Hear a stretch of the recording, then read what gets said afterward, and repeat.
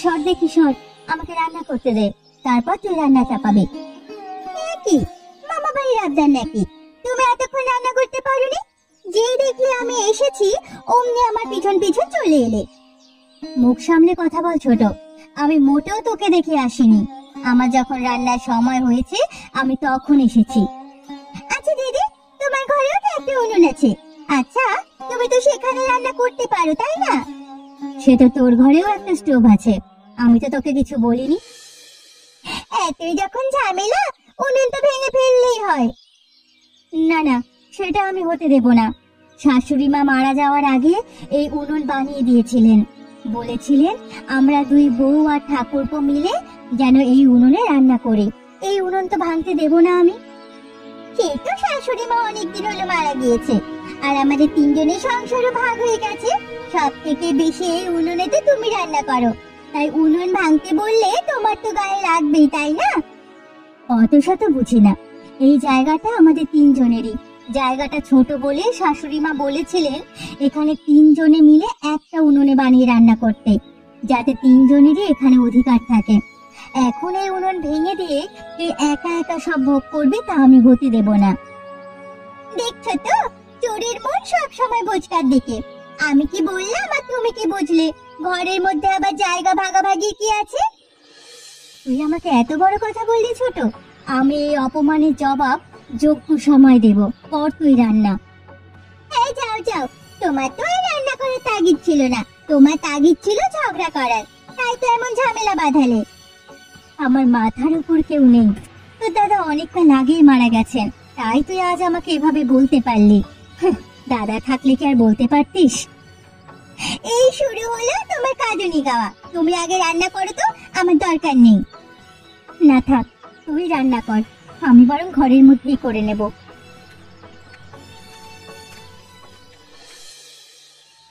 দিন দিন যা অবস্থা হচ্ছে, এরপর বোধহয় না খেয়ে মরতে হবে। যা বলেছিস, চাষের যা অবস্থা, এবছর যে ফসল হবে কিনা তাই চিন্তা করছি, তার উপর যা পোকার উপদ্রব। সেটাই রে, মা বেঁচে থাকে এক সংসার ছিল, যা হোক করে মাথার উপর একটা হাত ছিল। এখন তো সংসার আলাদা হয়ে গেছে, নিজের খরচ নিজেকেই পুরোটা চালাতে হয়। জানি না যদি না ঠিকঠাক ভাবে ফসল হয় কিভাবে সংসার চালাবো। সেটাই তো বলছি রে, আমার তো প্রায় সমান অবস্থা। বউ ছেলে নিয়ে আলাদা সংসারে আছি, চাষ ঠিকঠাক না হলে কি করে যে তাদের মুখে অন্ন জোগাবো ভেবেই কুল পাচ্ছি না। সত্যি যা অবস্থা দেখছি, তার মধ্যে আবার শুনছি নাকি জোর বৃষ্টি নামবে। এখানকার যা অবস্থা, ফোঁটা জল পড়লেই তো বন্যার অবস্থা সৃষ্টি হয়। সেটাই রে, দেখি কি হয়। আমরা তো আমাদের মতো কাজ করছি, তোর জমিতে তো তাও ধান হয়েছে, কিন্তু বাকি জমিতে কি হবে কে জানে। সবই তো ঠিক আছে রে, কিন্তু যদি সত্যি বন্যা হয়ে যায় তাহলে কি হবে? কোনো ফসল তখন আর বাঁচানো যাবে না। দেখা যাক কি হয়। কালকে থেকে তো বৃষ্টি নামার কথা আছে, যদি ভালোর উপর দিয়ে যায় তো খুব ভালো, যদি জোর ঝড় বৃষ্টি নামে তাহলে সর্বনাশ হয়ে যাবে। অনেকক্ষণ বসে পড়েছি মাঠে, সারগুলো দিয়ে দিই, হ্যাঁ, তারপর বাড়ি যাব। দুপুর হয়ে গেল, আবার রান্না করে খেতে হবে তো। আমিও যাই, আরেকবার মাঠের কাছ থেকে ঘুরে আসি, তারপর বাড়ি থেকে রওনা দেব। আমার ছেলেটা আবার আমাকে ছাড়া খেতে চায় না। বেশ বেশ, তাই চলো। কতক্ষণ আর বসে থাকবো? যা আছে কপালে তাই হবে। আমরা তো আমাদের মতো চেষ্টা করে যাচ্ছি, যদি কপালে থাকে তাহলে ফসল পাবো, না হলে নষ্ট হবে। আমরা ভেবে কি করব? হ্যাঁ সেই, চল চল, কাজে ফিরে আবার চল। আর ভালো লাগছে না খেলতে, চল অন্য কিছু করি। আবার অন্য কি করবি? এই তো দিব্যি খেলছি। বুঝেছি হেরে যাচ্ছিস বলে বলছিস আর খেলবি না, তাই না? আরে না রে, সেজন্য না, আমি তো কতবার তোর কাছে হেরেছি, সেজন্য নয় রে। আসলে আমার আর আজকে ভালো লাগছে না। বেশ ঠিক আছে, গাছতলাটায় গিয়ে বসি। মায়ের কাছ থেকে লুকিয়ে একটা জিনিস এনেছি, সেটা তোকে খাওয়াবো। চল চল চল, দেখি তুই কি এনেছিস। মায়ের হাতে বানানো একদম স্পেশাল চালতার আচার। দেখেই তো জিভে জল আসছে রে। কাকিমা কি অনেক রকমের আচার বানায়, হ্যাঁ রে মা, অনেক রকমের আচার বানায়। এত ভালো বানায় যে একবার খেলে স্বাদ তো মুখে লেগে থাকবে। তাই তো দেখছি, আগেও যে তুই তেঁতুলের আচার খেয়েছিলিস, ওটা তো পুরো সেই ছিল। পরে মাকে কতবার বলেছি বানিয়ে দিতে, কিন্তু সেই স্বাদ কখনো পাইনি।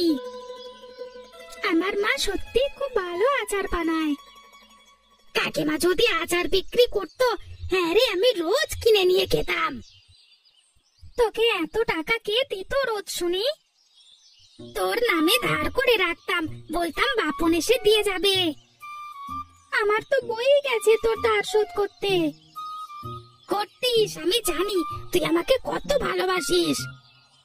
হয়েছে হয়েছে, আমি জানি, আবার আচার খাওয়ার জন্য তুই এমন করছিস।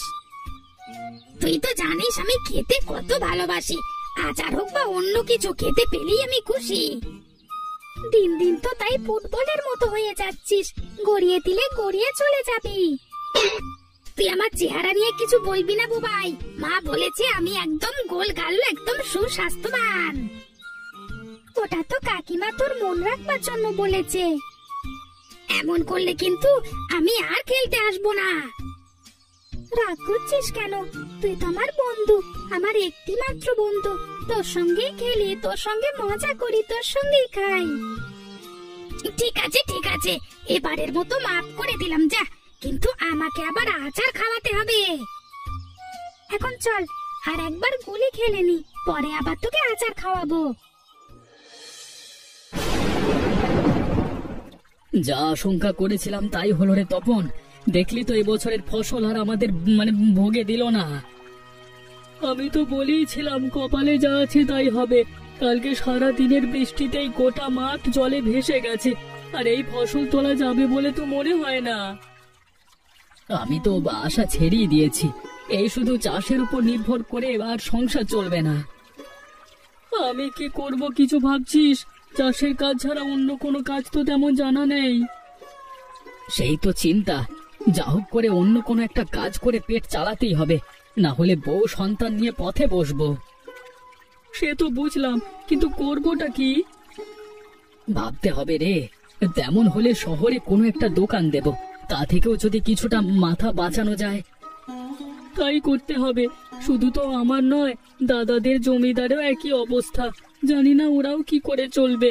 বাড়ি গিয়ে বৌদিদের সব বলতে হবে, সবাই মিলে আলোচনা করি, যেটা ভালো হবে সেটাই করব।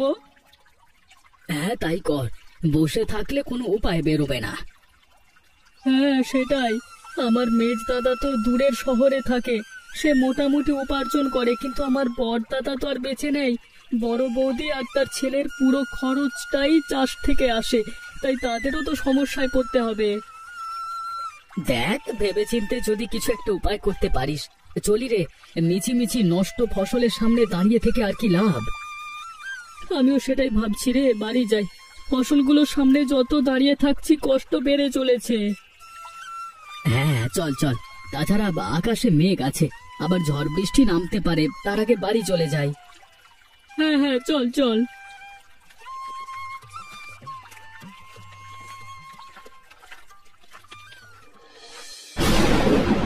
কি ব্যাপার, এত চুপচাপ হয়ে বসে আছিস? আমি এলাম সেটাও খেয়াল করলি না? ও দিদি তুমি? এই আমার রান্না হয়ে এসেছে, তুমি বরং জিনিসপত্র নিয়ে এসো, আমার পরেই রান্না বসিয়ে দেবে। তোর কি হয়েছে বলতো? এত ভালোভাবে আমার সঙ্গে কথা বলছিস। আমার কি হবে? কিছুই হয়নি, সব ঠিক আছে। মোটেও তো আমার তা মনে হচ্ছে না। কি হয়েছে আমায় বল। হতে পারে তোর সাথে সব সময় ঝগড়াঝাটি করি, কিন্তু আমরা তো একই পরিবারের মানুষ।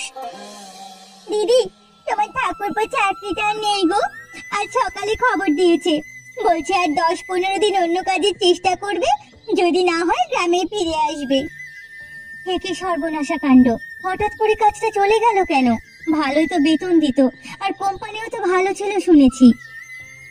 জানি না দিদি, তোমার ভাই বলছিল যে কোম্পানি নাকি মন্দা বাজার চলছে, তাই কিছু কর্মী ছাঁটাই চলছে। যা, তাহলে কি হবে? এমনিতে তো আমাদের সংসারে অনটন লেগেই আছে। যা হোক, ঠাকুরপো একটু উপার্জন করতো, তাও বন্ধ হয়ে গেল। জানি না কি হবে, চাষের জমির তো অবস্থা ভালো নয়, কি যে হবে বুঝছি না। চিন্তা করিস না বোন, কিছু না কিছু একটা উপায় ঠিক বের হবে, ভরসা রাখ। তাই যেন হয় দিদি, সারাদিন কত ঝগড়া করি তোমার সঙ্গে, আজ তুমি এসে আমার পাশে দাঁড়ালে, আমাকে ক্ষমা করে দিও দিদি। ধুর বোকামে, একসাথে থাকতে গেলে কত ঠোকাঠুকি লাগে, তাই বলে কি বিপদে একে অপরের পাশে দাঁড়াবো না? এমনটা কি হতে পারে তুই বল? আমাদের একসাথে মিলে কিছু একটা ভাবতে হবে। হ্যাঁ একদম। কাকা, ও কাকা, বসে আছো যে, মাঠে যাবে না? মাঠে গিয়ে আর কি করব বাবা, সব জমি যে ভেসে গেছে। এ মা, তাহলে আমাদের জমিটার একেবারে দান হবে না। তুমি যে বলেছিলে এবারে দান উঠলে আমাকে একটা ক্যাব বন্দুক কিনে দেবে। কিনে দেবো বাবা, কিনে দেবো, একটু ধৈর্য ধরো। আচ্ছা কাকা, তাহলে তো আমাদের সবার জমি ভেসে গেছে, তাই না? হ্যাঁ বাবা, সবার জমি ভেসে গেছে, কারোর জমির ধান আর অবশিষ্ট নেই। তাহলে তো আমার বন্ধু বুবাইয়ের বাবার জমিও ভেসে গেছে, তাই না কাকা? হ্যাঁ রে বাবা, তোর বন্ধু বুবাইয়ের বাবা চাষের জমির ফসলও নষ্ট হয়ে গেছে। সবার অবস্থাই খুব খারাপ, কি করে যে সবাই নিজেদের পরিবারের অন্ন যোগাবে তা নিয়ে সবাই চিন্তিত। তাহলে আমাদের কি হবে কাকা? আমরা এবার কি করে বাঁচবো? সেটাই তো চিন্তা রে, জানি না কি হবে। তোর মা কোথায় রে? আমার মা তো কাকির কাছে বসে আছে, কাকির সাথে কথা বলছে। সে কি রে, তোর মা আর কাকির তো সাপে নেউলে সম্পর্ক, তারা দুজন বসে বসে গল্প করছে। কাকুর নাকি চাকরি চলে গেছে, কাকিমা খুব কষ্ট পাচ্ছিল, তাই মা গিয়ে কাকিমাকে বোঝাচ্ছে। বুঝলাম, কোপ যখন পড়ে সব দিক থেকেই পড়ে রে।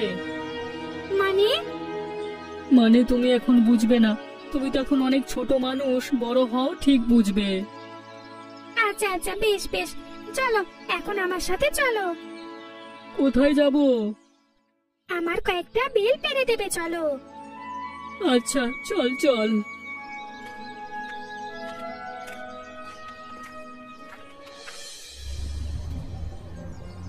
কচুরি নেবে গো, গরম গরম কচুরি, একদম টাটকা ঘরে ভাজা, সাথে গরম গরম আলুর দম। নিয়ে যাও নিয়ে যাও, একদম কম দামে, মাত্র 10 টাকা প্লেট। ও বাবা, লোকজন তো তেমন আসছে না গো। আরে আসবে বাবা আসবে, ধৈর্য ধর, এই তো নতুন ব্যবসা শুরু করলাম, এত অধৈর্য হলে হয়? দু একজন যারা ছিল তারা তো বললো বাবা কচুরি নাকি খুব ভালো হয়েছে খেতে। তোর মায়ের হাতের কচুরি ভালো না হয়ে যায়? হ্যাঁ বাবা, তুমি ঠিক বলেছো, মায়ের হাতের রান্না তো পুরো অমৃত। চল চল, পাশের গলিটায় চল, দেখি ওখানে ভালো বিক্রি হয় কিনা। এই তো মাত্র সকাল বেলায়, তারা দুপুরে ধারে বিক্রি করবো। আজকে সারা দুপুর ধরেই বিক্রি করব, কচুরি শেষ করে তবেই বাড়ি ফিরবো। কিন্তু আজকে এসেছিস, কালকে থেকে কিন্তু তোকে আর আনবো না। কেন বাবা, আমিও আসি না রোজ রোজ তোমার সঙ্গে, ভালোই লাগছে আমার। ভালো লাগলে তো হবে না বাবা, এটাই আমি এখন রোজের কাজ হিসেবে বেছে নিয়েছি। আমি রোজ রোজ এই কচুরি নিয়েই বের হব, কিন্তু তোমাকে তো পড়াশোনা করতে হবে। তুই ভালোভাবে মানুষ হবি বলেই তো আমি এত কষ্ট করছি। তুই যদি পড়াশোনা না করে আমার সঙ্গে ঘুরে বেড়াস, তাহলে কি আমার ভালো লাগবে বাবা? ঠিক আছে বাবা, আমি আর কাল থেকে আসবো না, মন দিয়ে পড়াশোনা করব। মাঝে মাঝে আমাকে নিয়ে আসবে তো? এই রাস্তায় ঘুরে বেড়াতে তোর ভালো লাগবে? কখন রোদ কখন বৃষ্টি হচ্ছে তার কোনো ঠিক নেই, তারপর তুই বাচ্চা মানুষ। ও বাবা, মাঝে মাঝে তো আনো, আমার শহরের রাস্তাঘাট লোকজন দেখতে খুব ভালো লাগে। আচ্ছা আচ্ছা, সে ঠিক আছে, চল সামনের দিকে চল, একজন বোধহয় আমাদেরকে ডাকছে, মনে হয় নতুন খরিদ্দার। চল চল তাড়াতাড়ি চল। ওই দেখো বাবা, একজন নয় প্রায় 5-6 জন আছে। হ্যাঁ হ্যাঁ চল চল, মনে হয় ভালোই বিক্রি বাটা হবে। তোমরা তো সবই জানো বৌদি, এই কদিনের বৃষ্টিতে আমাদের সব ফসল নষ্ট হয়ে গেছে। কি করব কি না করব কিছুই তো বুঝে উঠতে পারছি না। শুনেছো ঠাকুরপো, তোমার দাদা চাকরিটা চলে গেছে, কি যে করব কোনো কিছু ভাবতে পারছি না। শুনেছি বৌদি, এখন আমাদের পরিবারের অবস্থা খুবই খারাপ, এই সময় আমাদের এক হয়ে কাটিয়ে উঠতে হবে। সবই তো বুঝলাম ভাই, কিন্তু কি করব কিছু কি ভেবেছো? এই চিন্তাই তো করছি বৌদি, কিন্তু কিছুতেই কিছু উপায় খুঁজে বের করতে পারছি না। পেটে তো এমন বিদ্যেও নেই যে শহরে গিয়ে কোনো চাকরির খোঁজ করব। তোমার মুখে যা শুনলাম দাদা চাকরির কথা, তাতে মনে হয় না আমাকে আর কেউ চাকরি দেবে। কিন্তু কিছু তো করতে হবে, না হলে যে আমাদের সংসারটা ভেসে যাবে। আমি একটা কথা বলি? বলো না বৌদি।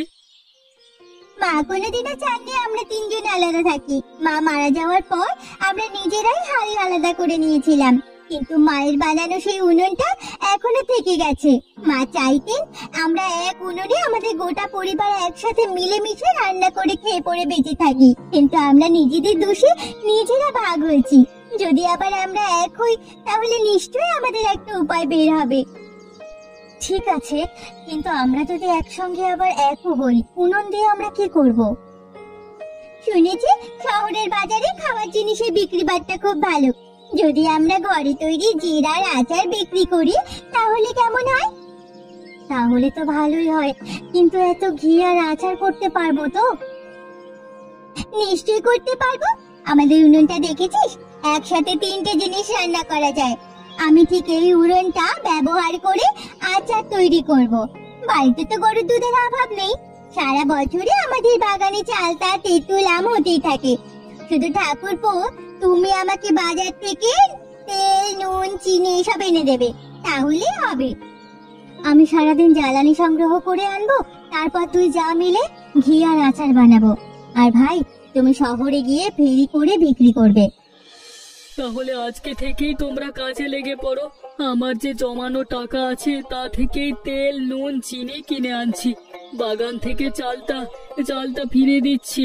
বাড়িতে তো তেঁতুল আছেই। তোমরা সবাই কাজ শুরু করে দাও, যেন কালকে থেকেই আমি আচারের ঘি নিয়ে বেরোতে পারি। একা জমানো টাকা তুমি কেন দেবে ঠাকুরপো? আমরা দুজনে দিচ্ছি। এখনই যাও, সব বাজার করে আনো। আমরা বরং সব সরঞ্জাম করে রাখি।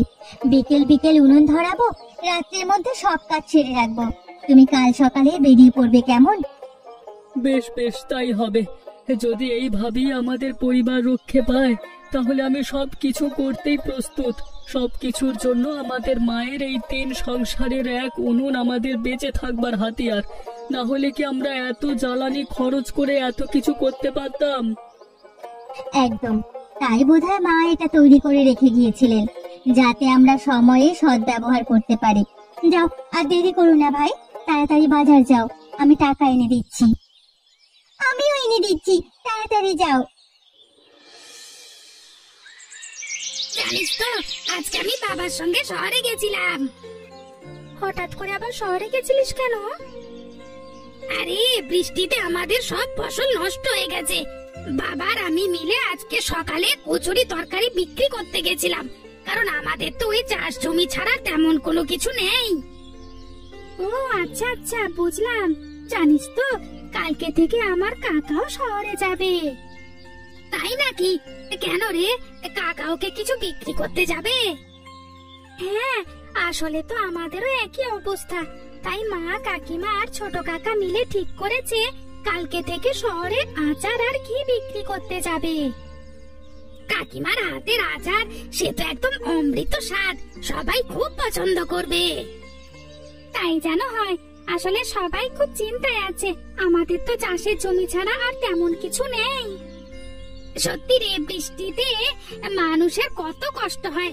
পড়াশোনা করে অনেক বড় ইঞ্জিনিয়ার হব, নদীতে যখন পাট দেওয়ার বুদ্ধি বের করব তখন আর মানুষের এত কষ্ট থাকবে না। আমি হব তোর অ্যাসিস্ট্যান্ট। ভালো হবে না বল ব্যাপারটা? ভালো হবে মানে একদম জমে যাবে। আমার মাথায় একটা কথা ঘুরপাক খাচ্ছে। কি কথা রে? এই যে বাড়িতে এত আচার আর ঘি তৈরি হবে কি করে? তোদের বাড়িতে কি বড় উনুন আছে এত আচার ঘি তৈরি হবে? বাবা, তুই তো জানিস না, আমাদের বাড়িতে একদিন বিশাল উনুন আছে। পুরো গ্রামের রান্না হয়ে যাবে তাতে। ঠাকুমা বানিয়ে দিয়েছিলেন আমাদের 3 সংসারের ওই এক উনুন। আমাদের সবার রান্না ওই এক উনুনই হয়, বুঝলি? বুঝলাম বুঝলাম, চল চল বাড়ি যাই, সন্ধে হতে যাচ্ছে। কি রে বন্ধু, তুই এখানে কি করছিস? কি আর করবো, রাস্তায় রাস্তায় বিক্রি করে বেড়াচ্ছি। তুই আবার কি নিয়ে বেরোলি? এই যে আমি বইয়ের হাতে কচুরি আর আলুর দম বিক্রি করছি। বিক্রি বাটা কেমন মোটামুটি চলবে বলে মনে হয় কি? কালকের থেকে আজকে মোটামুটি ভালোই বিক্রি হচ্ছে, আর অনেকেই বলছে যে ভালো লাগছে। তোর খবর কি বল, প্রথম দিন কেমন বিক্রি হচ্ছে? আমিও মোটামুটি 5-6 জনকে আচার আর ঘি বিক্রি করে এলাম। বললো যে খেয়ে দেখবে, যদি ভালো লাগে তাহলে আবার নেবে। তা বেশ বেশ, তুই তাহলে আরো কয়েকটা পাড়া ঘুরে ঘুরে বিক্রি কর। প্রথম দিন তো পরে ঠিক খদ্দের জুটে যাবে আর কি। হ্যাঁ, দেখি কি হয়। তুই আর দেরি করিস না, বেশি দেরি হলে আবার নষ্ট হয়ে যাবে। হ্যাঁ হ্যাঁ, তাই যাই। কই রে, কই গেলি রে বাপুন? তাড়াতাড়ি আয়, দেখ তোর জন্য কি নিয়ে এসেছি। কি এনেছো কাকু? এই যে দেখ, তোর ক্যাব বন্দুক। এবার খুশি তো? খুশি মানে বিশাল খুশি। তার মানে আজকে তোমার ব্যবসায় লাভ হয়েছে, তাই তো কাকু? সে তো অবশ্যই হয়েছে। সবকিছুর কৃতিত্ব তোর মা আর কাকির। তারা যদি না এভাবে আমাকে সাহায্য করতো, আজকে আমাদের কোনো ব্যবসাই করতে হতো না। আমরা সবাই এভাবে একসাথে মিলেমিশে থাকি না কাকা, ঝগড়া করলে একদমই ভালো লাগে না। আমরা এবার থেকে মিলেমিশেই থাকবো বাবা। আমাদের ব্যবসাটাকে আরো বড় করে তুলবো, তবেই না আমাদের এক উনুনে রান্না হবে। জানো তো কাকু, মা বলেছে যদি এই ব্যবসা আরো ভালো লাভ হয় তাহলে আমার সব বন্ধুদের ওই উনুনে বিরিয়ানি করে খাওয়াবে। বাহ, এটা তো দারুণ ব্যাপার। তোর মা আর কাকি কোথায় রে? টাকাগুলো ওদের হাতে দিতে হবে তো। ব্যবসায় লাভ হয়েছে শুনলে ওরাও খুব খুশি হবে। মায়ের ঘরে কাকি আছে মনে হয়, তুমি গিয়ে দেখো। ঠিক আছে, তুই এখানে খেলা কর, আমি আসছি।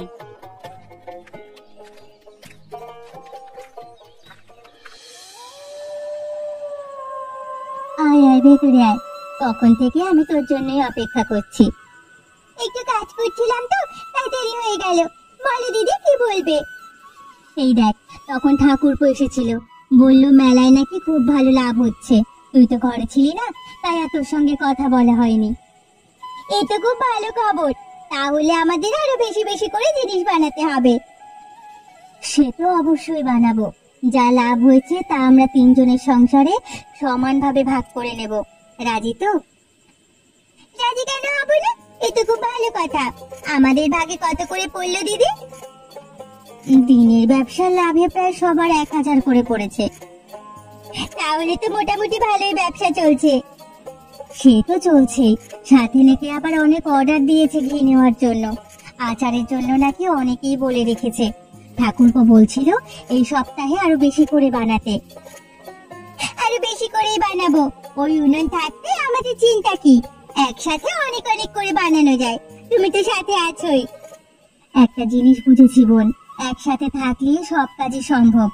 আমাদের এই 3 সংসারের এক উনুনে যেন সব সময় একসাথেই সবাই রান্না হতে পারে। কখনো যেন এই উনুন ভাগ না হয়ে যায়। হবে না দিদি, আমরা এইভাবে একসাথে মিলেমিশে থাকবো। এমনই মজার মজার গল্প দেখতে আমাদের চ্যানেলটিকে সাবস্ক্রাইব করতে ভুলবেন না। ধন্যবাদ।